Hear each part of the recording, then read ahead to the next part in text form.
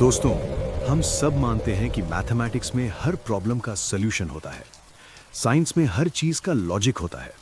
हम एक ऐसी दुनिया में रहते हैं जहां मैप्स हमें बता देते हैं कि हम कहां हैं और घड़ी हमें बताती है कि कब है। लेकिन क्या हो अगर मैं आपसे कहूं कि आपके शहर की मैप पर एक ऐसा स्पॉट है जो एग्जिस्ट ही नहीं करता?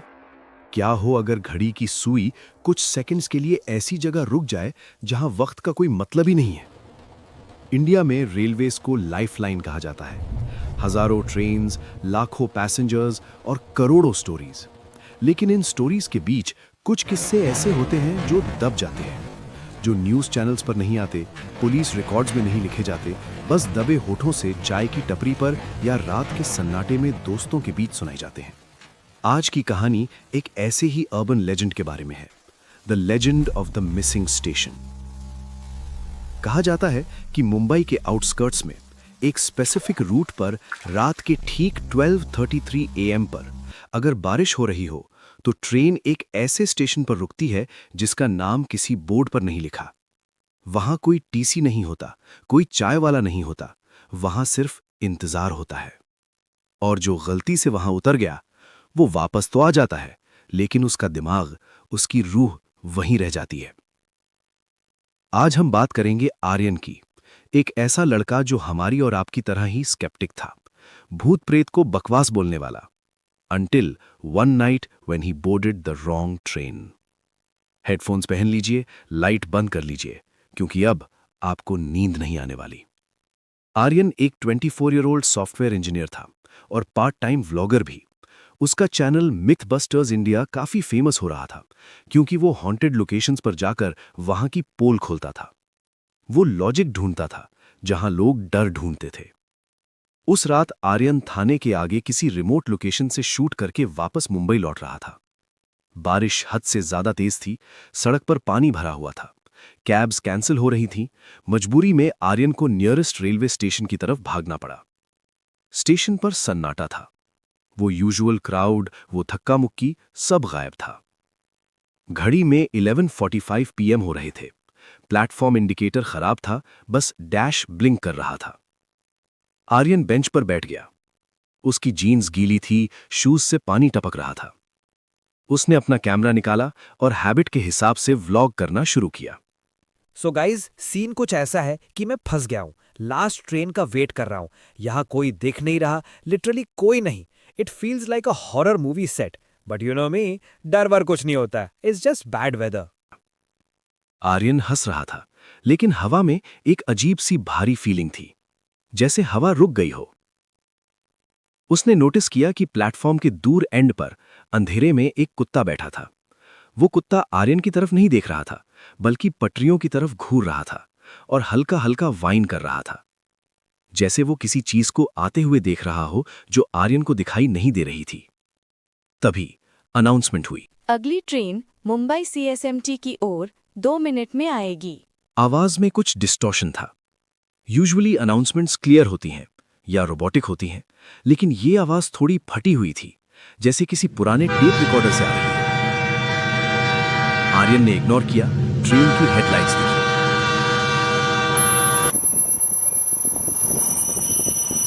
ट्रेन आई और रुकी। आर्यन सेकंड कंपार्टमेंट में चढ़ गया। ट्रेन के अंदर का माहौल थोड़ा कंफर्टिंग था, एटलीस्ट लाइट थी। आर्यन ने रिलीफ की सांस ली। उसने आसपास देखा। कंपार्टमेंट ऑलमोस्ट खाली था, सिर्फ 2 और पैसेंजर्स थे। एक मिडिल एज्ड अंकल जो खिड़की से सर टिकाए गहरी नींद में थे, उनका ब्रीफकेस उनकी गोद में था। और एक लड़का, शायद कॉलेज स्टूडेंट, जो दरवाजे के पास खड़ा होकर फोन में गेम खेल रहा था। सब कुछ नॉर्मल था। ट्रेन अपनी स्पीड पकड़ चुकी थी। पटरियों की आवाज आर्यन को लोरी जैसी लगने लगी। उसने अपने ईयरफोन्स लगाए, एक सॉफ्ट प्लेलिस्ट प्ले की और आंखें बंद कर लीं। थकान इतनी ज्यादा थी कि आर्यन कब गहरी नींद में चला गया उसे पता ही नहीं चला। कितना वक्त बीता आर्यन को नहीं पता। शायद 20 मिनट, शायद 1 घंटा। अचानक आर्यन की आंख खुली। किसी शोर से नहीं, बल्कि शोर के खत्म होने से। ट्रेन का वो रिदमिक खट खट साउंड बंद हो चुका था। ट्रेन चल रही थी लेकिन आवाज नहीं कर रही थी। It was gliding, like floating on air. Aryan ने अपने ईयरफोन्स निकाले। सन्नाटा, इतना गहरा सन्नाटा कि उसे अपनी खुद की सांसें लाउड स्पीकर जैसी सुनाई दे रही थीं। उसने सोचा शायद ट्रेन रुकने वाली है। उसने टाइम चेक करने के लिए फोन उठाया। स्क्रीन पर टाइम था 0000। सिर्फ 4 जीरो। कोई AM नहीं, कोई PM नहीं, बस 0000। नेटवर्क बार्स पर इमरजेंसी कॉल्स ओनली भी नहीं था, वहां X बना हुआ था। आर्यन का दिल थोड़ा तेज धड़कने लगा। उसने सोचा किसी से टाइम पूछता हूं। वो घूमा उस अंकल को उठाने के लिए। सीट खाली थी। आर्यन हैरान हुआ। शायद वो उतर गए होंगे जब मैं सो रहा था। उसने दरवाजे की तरफ देखा, जहां वो लड़का गेम खेल रहा था। वो भी गायब था। पूरे कंपार्टमेंट में आर्यन अकेला था। लेकिन ट्रेन रुकी नहीं थी, तो वो लोग उतरे कहां? चलती ट्रेन से। अब आर्यन को ठंड लगने लगी थी। ट्रेन का AC शायद खराब हो गया था। क्योंकि ठंडक आर्टिफिशियल नहीं थी, ये वो ठंडक थी जो मुर्दा घर में होती है, हड्डियों में चुभने वाली। ट्रेन की लाइट्स जो पहले ब्राइट वाइट थीं, अब धीरे धीरे येलो हो रही थीं। ओल्ड फ्लिकरिंग टंगस्टन बल्ब्स की तरह। शैडोज लंबी होती जा रही थीं। और तभी ट्रेन स्लो होने लगी। ट्रेन रुक गई, झटके से नहीं, एकदम स्मूथली। आर्यन ने विंडो से बाहर देखा। बाहर घना कोहरा था। मुंबई में इतना कोहरा? इम्पॉसिबल। उसने अपने हाथ से खिड़की का कांच साफ किया। बाहर एक प्लेटफॉर्म था, लेकिन वो किसी भी नॉर्मल स्टेशन जैसा नहीं था। जमीन पर टाइल्स नहीं थे, बस कच्ची मिट्टी और टूटा हुआ कंक्रीट था। कोई चाय की स्टॉल नहीं, कोई बुक स्टॉल नहीं, कोई इंडिकेटर नहीं। बस एक पुराना जंग लगा हुआ लोहे का खंबा था, जिस पर एक बोर्ड लटक रहा था। बोर्ड पर जगह का नाम लिखा होना चाहिए था, लेकिन वहां लिखा था 0, 0। आर्यन की हार्ट बीट अब गले तक आ चुकी थी। ये कौन सा मजाक है? उसने खुद से कहा। उसका रैशनल दिमाग अभी भी लॉजिक ढूंढ रहा था। शायद ट्रेन किसी यार्ड में आ गई है, ड्राइवर से बात करनी चाहिए। वो उठा और कंपार्टमेंट के दरवाजे की तरफ गया। लेकिन जैसे ही उसने दरवाजे के हैंडल पर हाथ रखा, वो हैंडल गर्म था, बहुत गर्म, जैसे आग में तपाया गया हो। आर्यन ने हाथ खींच लिया और तभी उसने देखा, प्लेटफॉर्म पर उस घने कोहरे के बीच से कुछ आकृतियां उभर रही थीं। पहले लगा कि वो पैसेंजर्स हैं जो ट्रेन का वेट कर रहे हैं। आर्यन को थोड़ी राहत मिली। वो चिल्लाने वाला था, मदद मांगने वाला था। लेकिन फिर उसने गौर से देखा, वो लोग हिल नहीं रहे थे। उनके कपड़े पुराने जमाने के थे। धोती कुर्ता, पुरानी साड़ियां, 1970s के बेल बॉटम पैंट्स, और सब के सब ट्रेन की तरफ फेस करके खड़े थे। सबके सर झुके हुए थे। आर्यन खिड़की के पास वापस आया। उसने अपना गोप्रो ऑन किया।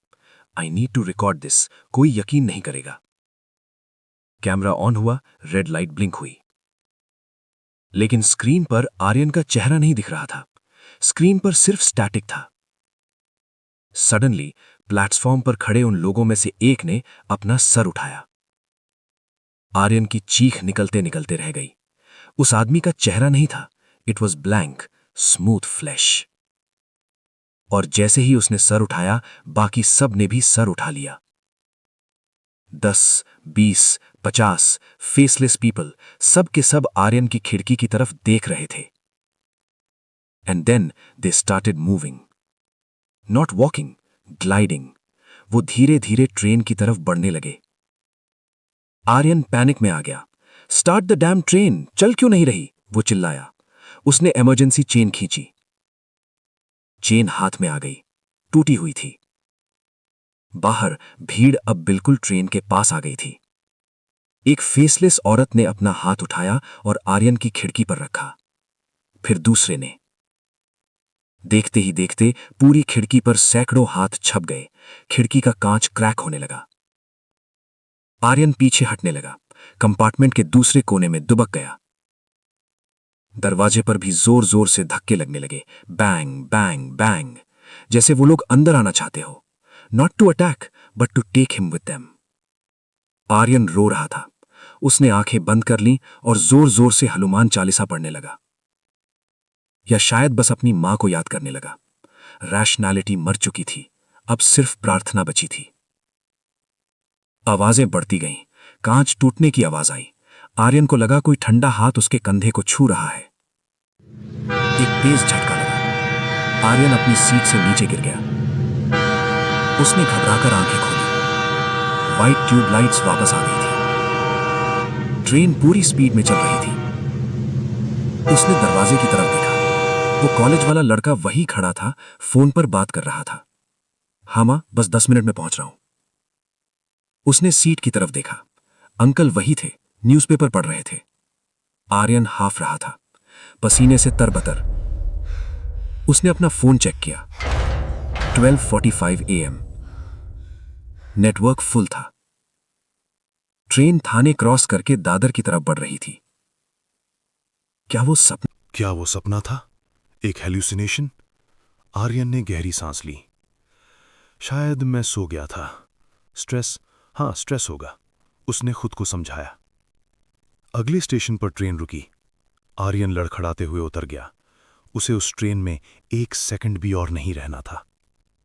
घर पहुंचते पहुंचते उसे हल्का बुखार हो गया था। उसने डिसाइड किया कि वो इस बारे में कभी किसी से बात नहीं करेगा। लोग पागल समझेंगे। उसने कैमरा बैग कोने में फेंक दिया और सो गया। लेकिन कहानी यहां खत्म नहीं होती दोस्तों। असली हॉरर तो अगले दिन शुरू हुआ। अगले दिन दोपहर में आर्यन ने अपना गोप्रो लैपटॉप से कनेक्ट किया ताकि पुराना फुटेज डिलीट कर सके।